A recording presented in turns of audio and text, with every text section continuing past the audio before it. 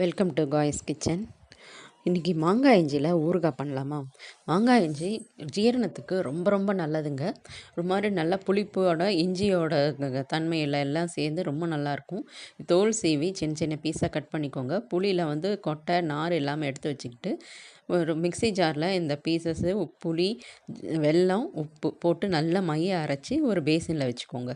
அதில் பெருங்காயத்தூள், மஞ்சள் தூள், தேவையான அளவுக்கு காரம் போட்டு நல்லா கலந்துக்கிட்டு வாணலியில் நல்லெண்ணெய் விட்டு கடுகு தாளித்து கொட்டுட்டு மீதி நல்லெண்ணெயை நல்லா காய வச்சுடுங்க.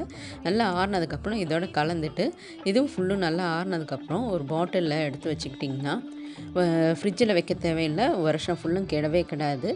ரொம்ப நல்லாயிருக்கும். சூடான சாதத்தில் நெய் விட்டோ இல்லைன்னா நல்லெண்ணெய் விட்டோ இந்த ஊறுகாய் போட்டு கலந்து சாப்பிட்டு பாருங்கள்.